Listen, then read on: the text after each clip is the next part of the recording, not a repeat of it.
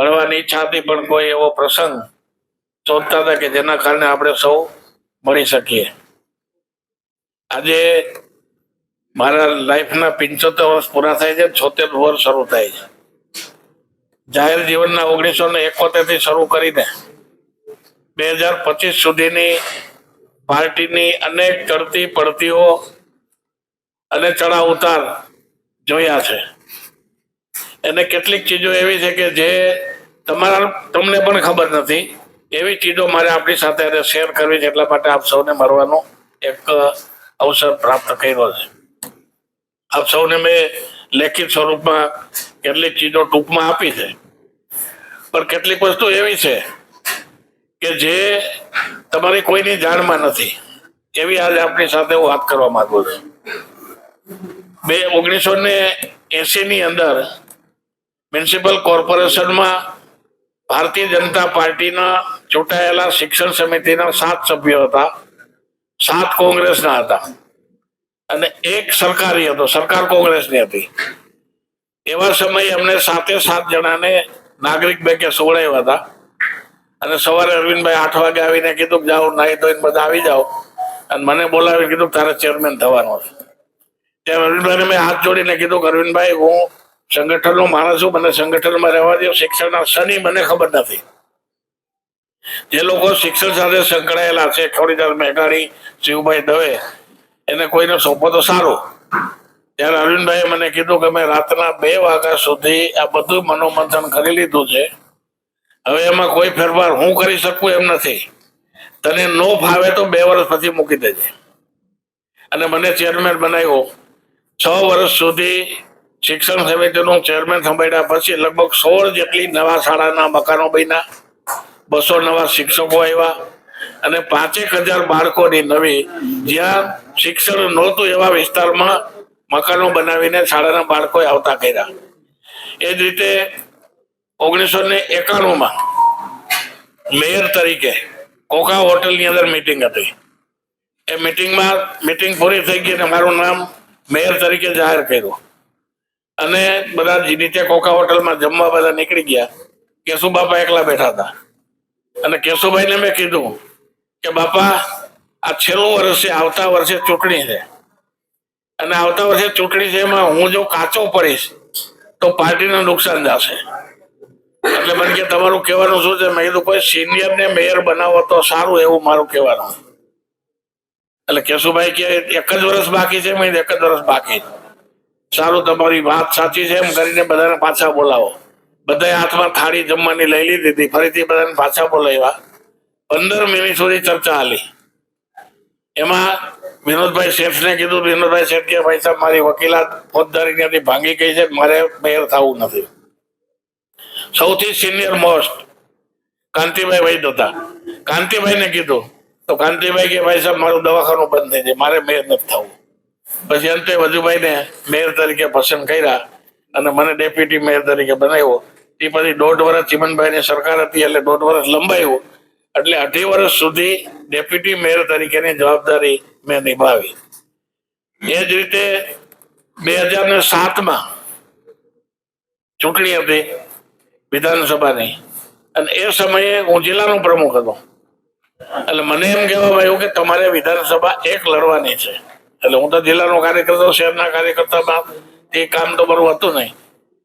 એટલે મારી પસંદગી એ વખતે કરી અને મને સામેથી 2007માં ચૂંટણી લડાવી. મારી સામે જયેશભાઈ હતા. વિઠ્ઠલભાઈનો દબદબો જોરદાર હતો, પણ ભૂતકાળમાં બધા જ લોકો 13 થી 17,000 મતે જીતા હતા. હું 39,000 મતે 2007માં જીતો. એ જ રીતે 2012માં ફરીથી ચૂંટણી આવી. એ વખતે જીપીપી હતું અને જીપીપી ની સામે ફરીથી મને રિપીટ કર્યો. ફરીથી પાછો હું ચૂંટાણો અને 2017માં કેશુભાઈ પટેલે એકમાત્ર ભલામણ કરી મારી કે 182માં એકમાત્ર મારી ભલામણ છે ગોવિંદભાઈ પટેલની. અને તમને ખ્યાલ હશે કે મારું નામ વિજયભાઈનું ફોર્મ ભરતી વખતે અમે જયારે મંચ ઉપર હતા ત્યારે મારું નામ ડિક્લેર થયું. આમ 3 વખત વિધાનસભાની ચૂંટણીમાં જે રીતે પાર્ટીએ પસંદગી કરી. અને બીજું આશ્ચર્યની વાત એ કે 1996માં ગ્રામ વિકાસ નિગમનો ચેરમેન બન્યો, મને કોઈ ખબર જ નહોતી. છાપામાં આવ્યું સીધું નામ.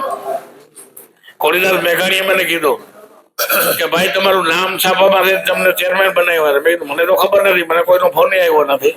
એટલે છાપું લઈને મારી ઘરે આવ્યો હોય. પછી અમે ગાંધીનગર કેશુભાઈને ફોન કર્યો કે આ નામ કોનું છે, બીજો ગોવિંદભાઈ પટેલ નથી ને? ત્યારે કેશુભાઈ કીધું કે તમે જ છો ને, તમને ચેરમેન બનાવ્યા. આ રીતે પાર્ટીમાં જે રીતે કામ કર્યું છે, કામની સંદર્ભે પાર્ટીએ સામેથી વગર માગ્યું મને આજ દિવસ સુધી અનેક ચીજો આપ્યો છે. મંત્રી પણ એ રીતે બનાવ્યો, મારી કોઈ સિફારિશ કરી નહોતી. 12:30 વાગે રાતે મને ફોન આવ્યો અરવિંદભાઈનો, ભાઈ નરેન્દ્રભાઈનો, કે ગોવિંદલાલ શું કરો છો? આજે 75મો જન્મદિવસ હોય, ઈશ્વર તેને ખૂબ આયુષ્ય બક્ષે. મળતાવડા મિલનસાર સ્વભાવ, કોઈની પણ ક્યાંય પણ આઘાપાછી કરવી નહીં, એનો મુખ્ય ગુણ છે. બીજું, લોકોની વચ્ચે હંમેશા રહેનારા અને સાચું માર્ગદર્શન આપનારા, નાના કાર્યકર્તાથી લઈને મોટા કાર્યકર્તા તમામને સાંભળનારા. રાજકીય ક્ષેત્રની ભૂમિકામાં એને નાના કાર્યકર્તા તરીકે લોકસભાની જવાબદારી પણ નિભાવેલી છે. 3 વખત તેઓ ધારાસભ્ય બનેલા છે, તેમજ કેબિનેટ મંત્રીની પણ જવાબદારી નિભાવેલી છે.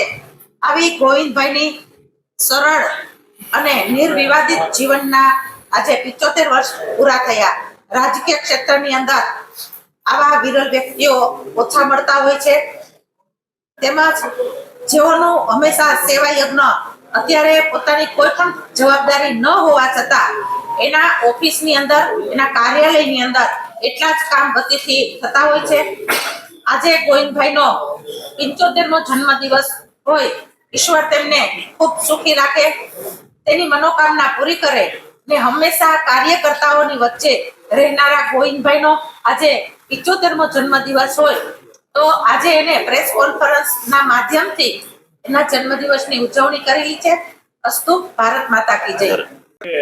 આદરણીય ગોવિંદભાઈ પટેલ કે જે રાજકીય જીવનમાં એક એવું નામ કે જેમણે સંગઠનથી લઈ અને સરકાર સુધીની અનેકવિધ જવાબદારીઓ એટલી બધી શાલીનતાપૂર્વક નિભાવી છે અને સંગઠનને, જેને કહેવાય ને કે પાયાના પથ્થર તરીકે સંગઠનને મજબૂત કરવામાં જેમનો સિંહ ફાળો રહ્યો છે.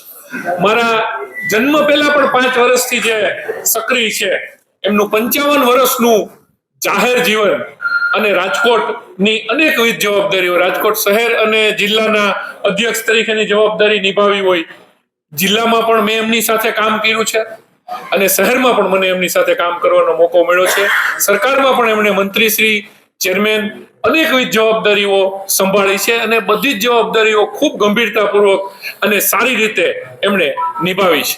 ત્યારે એમનો જન્મદિવસ આજે હોય, આપણે સૌ, અમે બધા એમને, અમારા માર્ગદર્શક છે, અમારા વડીલ છે, ત્યારે સતમ જીવ સરદહના વંદન સાથે અભિનંદન આપી અને એમને શતાયુ પ્રાપ્ત થાય, એકદમ સ્વસ્થ જીવન રહે એમનું, અને અમને સૌને માર્ગદર્શિત કરતા રહે, એવી જ એમને આજના જન્મદિવસની શુભકામનાઓ આપીએ છીએ.